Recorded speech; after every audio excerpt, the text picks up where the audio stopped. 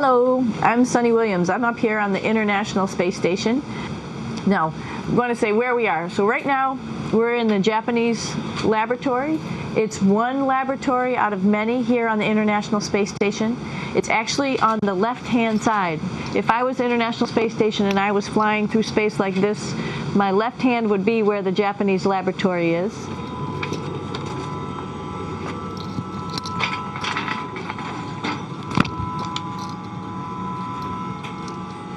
So now again, we're on the right-hand side, all the way on the right of the International Space Station.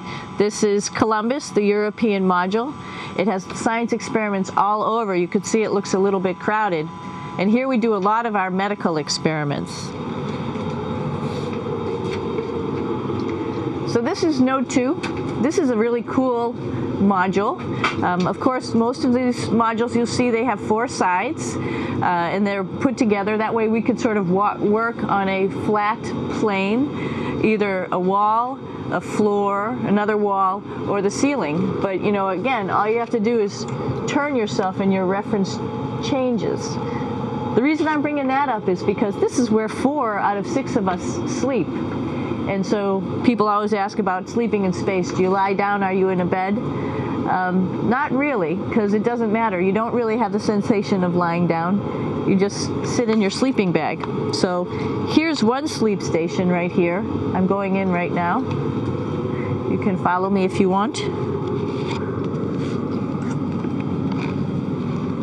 So I'm inside. It's sort of like a little phone booth, but it's pretty comfy. I've got a sleeping bag right here that we sleep in, so we don't have sort of like a little bit of a cover. We don't fly all over the place.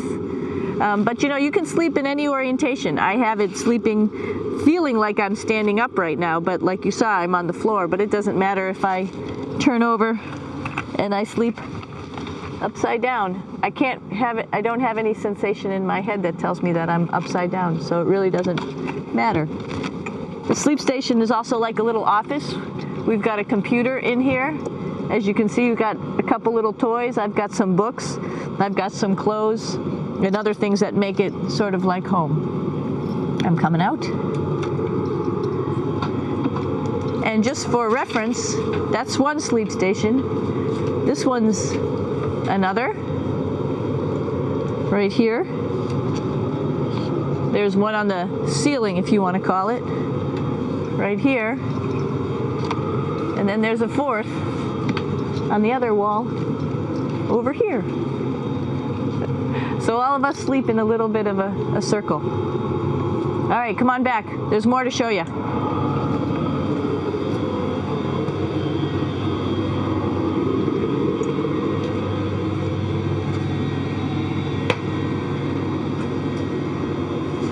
Here we are in the U.S. laboratory.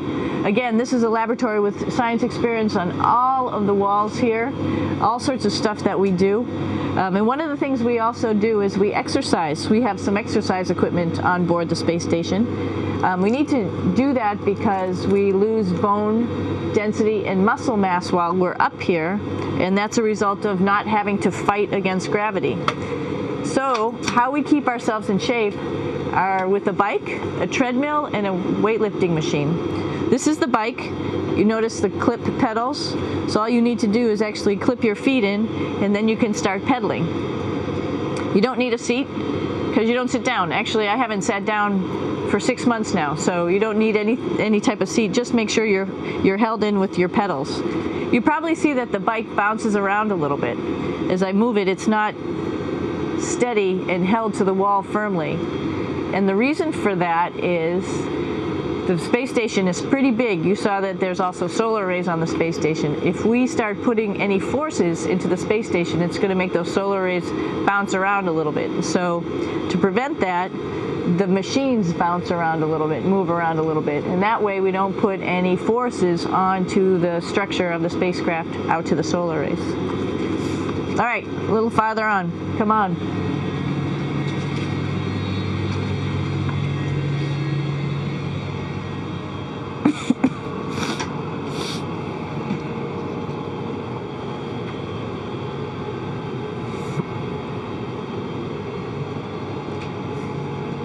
here's a pretty cool place. This is sort of like in your house where everybody meets in the morning. After you wash your face, brush your teeth, you want to find something for breakfast. And this is our kitchen. You might notice there's all sorts of foods here. It's like opening the refrigerator. You got all your different stuff that you want to have: drinks, meats, eggs, vegetables, cereals, bread, snacks, and that's a good place. That's where you find all the candy. Side dishes, and then some little power bars just in case. So we have all this type of food. Some of it is dehydrated, and so we have to hydrate it, fill it up with water. Some of it is already made, and then all we have to do is heat it up. So something like this, I'm pulling out barbecued beef brisket. Pretty yummy. Not only is this food made in the US, but we also have food here from Japan. We've got Russian food. As you can see, all these red containers are filled with food that's from Russia. And then we get some of our specialty stuff, some things that we like, some of our favorite stuff that your family can send up.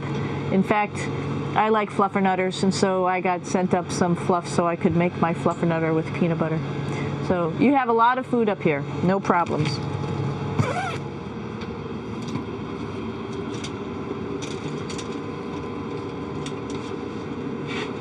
I'm here with my two buddies in the airlock. Actually, these are two space suits that are ready, primed up to go outside, as we call it, to go do a spacewalk in case we have to do anything outside. Some of the things we do outside are just like inside repairs. We have a lot of electrical boxes and machinery and solar arrays, in fact, that I talked about earlier, that are outside, and sometimes they don't work quite right. Remember, space is really cold and really hot, and it's also the vacuum of space with no pressure, and so some of the equipment doesn't work well all the time. So we might have to go out and do a spacewalk. Right behind me is actually the hatch that you go out into space, and right now we have it filled up with a couple other spacesuits because we've got 4 of them up here and some of our tools. But right behind here is the hatch in which you actually go right outside into the vacuum of space. The spacesuit is pretty big, as you can see. It's like being a football player. Part of the reason it's so big and bulky is because of this backside, this backpack. It's like going on a hike with a backpack, but the backpack and the suit weighs about 300 pounds. Luckily in space, nothing really weighs anything, so you don't feel that it's so heavy. But we need to have such a big suit because that guy back there is essentially the heart of the spacecraft. I call this actually a spacecraft. It has all the oxygen for you. It has all the carbon dioxide removal system for you. It also has a heating and cooling system to make sure to regulate our body temperatures while we're outside.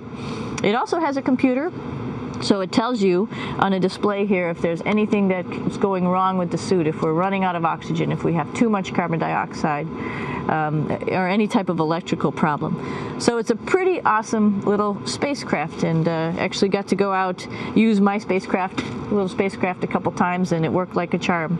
Lucky that it works very nice. You might want to see what the helmet looks like. It's pretty cool too. We don't usually go out like this, so you usually can see when the helmet's open. So you can see what it looks like inside. Somebody's little head would be inside of here. So you can see, you can turn your head all the way around while you're inside of there, but the helmet stays still. So that's determines your how far you could see. And it's usually pretty sunny out there, so we have to wear our sunglasses, and this is our sunglasses right here, which make you look pretty cool.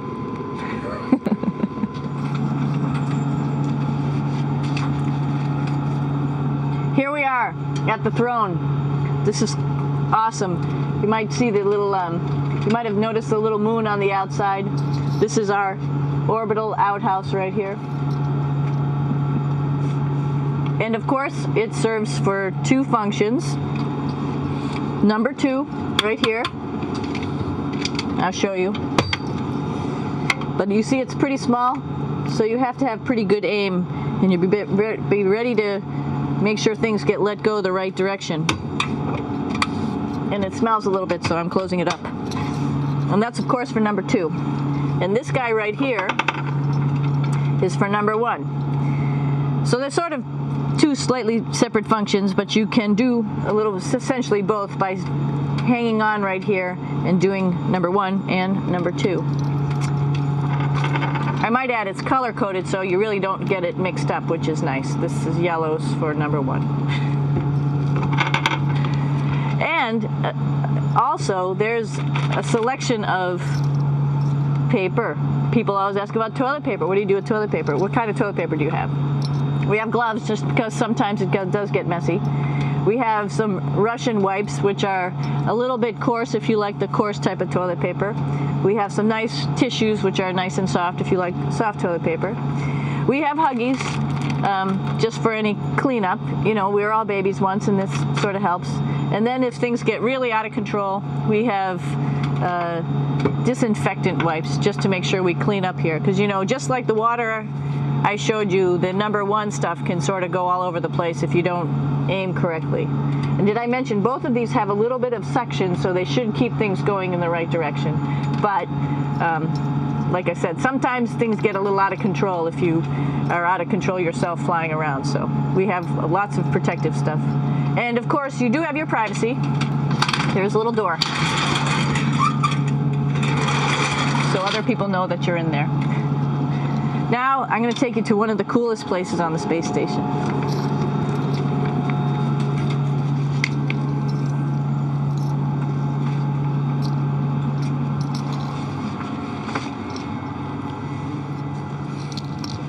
It's like a glass-bottom boat. This is the cupola. It sticks down below the space station. It's one of those places you find yourself hanging out in all the time because all you want to do is look back at our planet. I think some questions I had were about what do you do in your free time? And you can't help but want to just come to the cupola and look outside as much as you can. And a lot of folks, I play this game with myself about where we're flying over the Earth. I try to come in here and just guess. After being here for a little while, you can sort of figure it out. You can tell different cloud types over different continents. You can tell different soil types over different continents. So let's see. And then, of course, there's a lot of ocean. So usually we're over the ocean at first glance. I will tell you in just a moment where we are.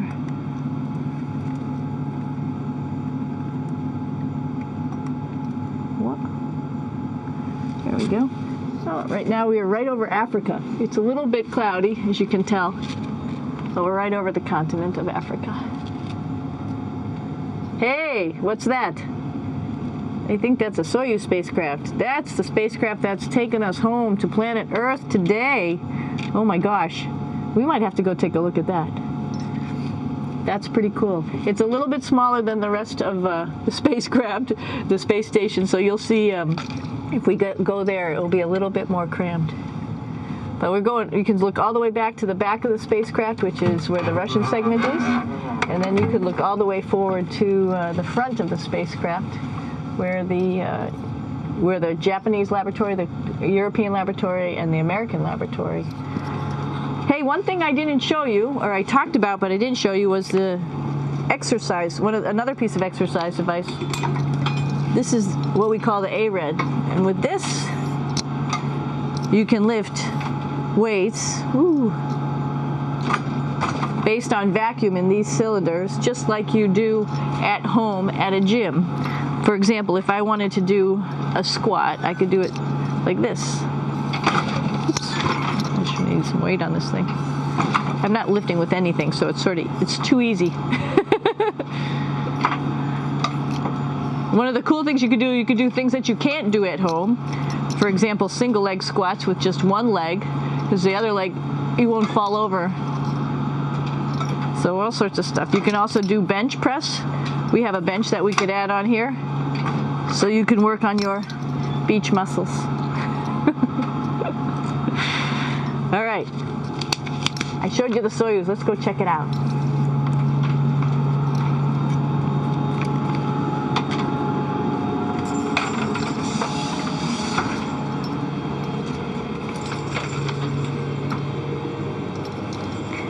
What are you doing down there? Crashing things. This is one of the cool things about space too. It sort of looks like there's a big old hole here, but you don't even think twice about it. You could just jump over the hole, or if you want, you can go jump into the hole. I'm coming down. Woo!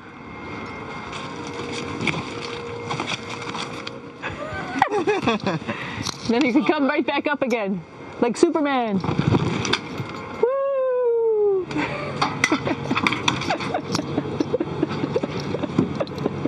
We're lucky we have a really cool big space station that you can fly around in.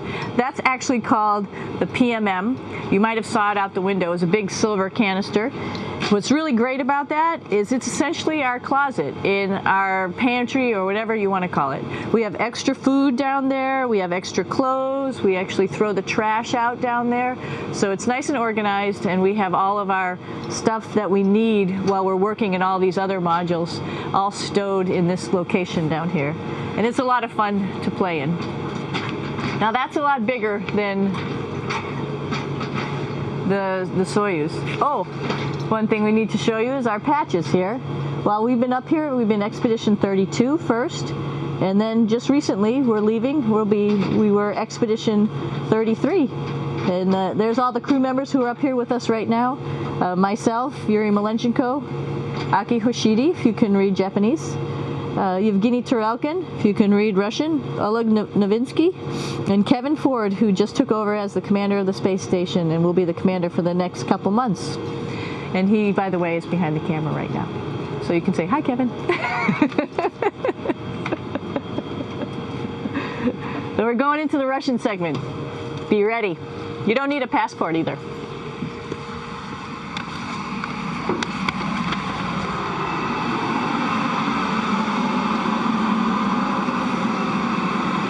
It goes a lot farther back than this. We'll go take a trip and say hello to the boys down there in just a minute. Well, let's do that first, actually, and then we'll go down to the Soyuz at the very end. This is Yevgeny. Hi. Doing a little tour.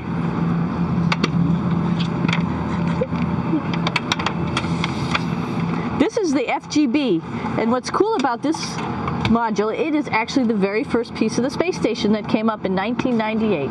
The space station has been around for about now manned for 12 years, but it's been up in space for about 14 years. And this was the very first. It is like the Russians' PMM. It has a lot of storage, as you can see.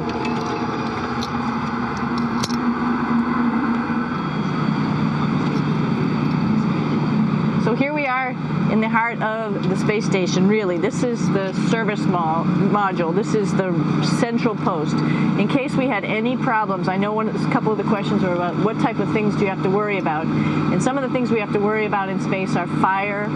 If we had a fire, if we had a depressurization, like we were hit by a micrometeorite and it made a hole, or if we had some type of toxic atmosphere. We use ammonia for our radiator, so there is a possibility that ammonia could come into the vehicle, and then it would be bad for all of us.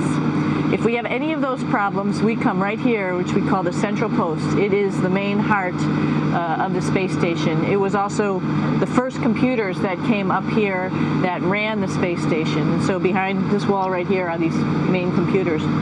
So we gather here as a group of 3 or 6 and then figure out how we're going to either fight the fire, patch the hole, or solve the toxic spill. And what's cool about this module, of course, it's the central post. It also has great windows right down toward Earth. It has controls to fly in visiting spacecraft if they need some assistance right here. It has Russian computers as well as American computers to help us control anything we need to on the space station. There's a couple of our crewmates back there, Oleg Novinsky on the right and Yuri Malenchenko on the left. And there's also a second bathroom here, which is really cool because 6 of us going to one bathroom is really tough. And so there's one bathroom here and one bathroom on the other side where I showed you. And you can probably see on the wall behind Oleg and Yuri some of the heroes of the space program. Korolev, Sergei Korolev, who was a chief designer of putting men into space. And of course on the right-hand side, Yuri Gagarin, the first man to go into space. So just reminds us of our roots. gonna stop here just for a quick second. You can see on the Russian spacecraft there's also other modules that stick out, down, and above. Right here is, let's see, I'm trying to be oriented. That's a place where we do spacewalks from for the Russian side. There's Russian spacesuits in here, and also a visiting vehicle which brought fruits and vegetables and becomes a trash container when we undock. Up on this side is also a future place where they're going to do spacewalks from, and connected to it is Kevin's, Oleg's, and Yevgeny's Soyuz spacecraft. And now let's go see ours. О, извините, это пробка.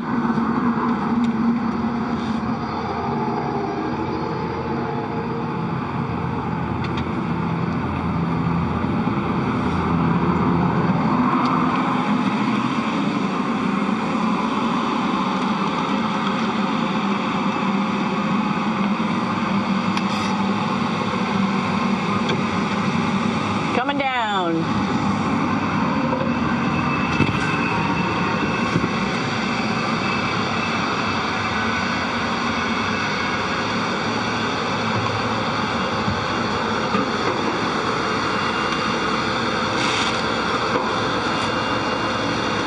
Tricky getting in here.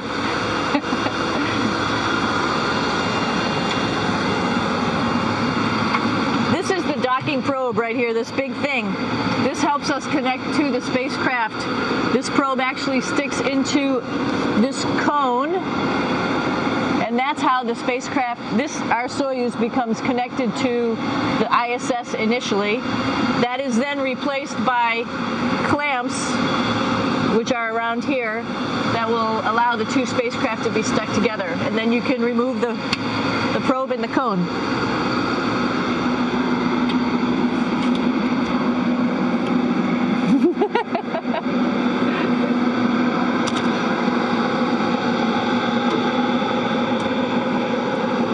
You okay?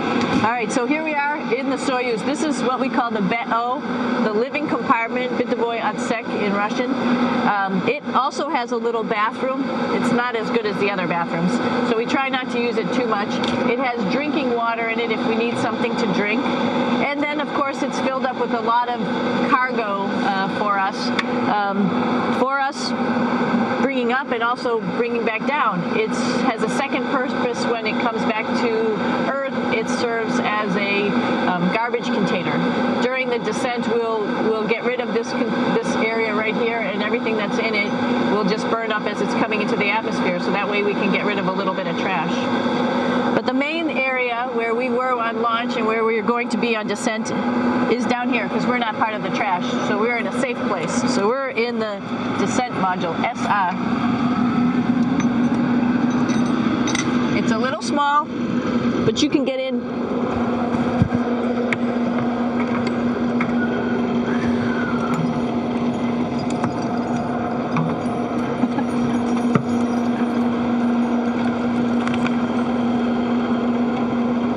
Not sure how well you could see in here. Hold on for a second. I'm going to turn it up this way, just so you could see the hatch, and you could see Kevin. It's a little bit small, but we'll come in and show you around. Just starting to get ready. We're preparing a couple days ago for our ride home. It's a little bit squishy, but everybody asks, how do you sit in the Soyuz? And you sort of sit in your seat like this. The seat is molded to your body, and so you can just sort of squish in here and be pretty relaxed. Everybody has a handmade seat for them. And then, of course, there's a control panel, and that's where we do most of our actions and work right here. There's hand controllers, which you can fly the vehicle with, and there's a stick right here, primarily used for communications when we're trying to talk to the ground. So 3 of us fit in here. Like I said, it's a little squishy, but somehow it seems like we all managed to get in here and fit pretty well, and it's a pretty safe ride home. You're probably wondering, what's all this junk behind us? Well, it's all of our parachute, first of all, and then it's all of our survival gear, just in case we end up landing in some strange place on the planet and nobody's there to rescue us right away. We have all sorts of survival gear with us, keeping us safe in here. So they've pretty much thought of everything. And we'll be home on the planet within the next 12 hours. Pretty shocking.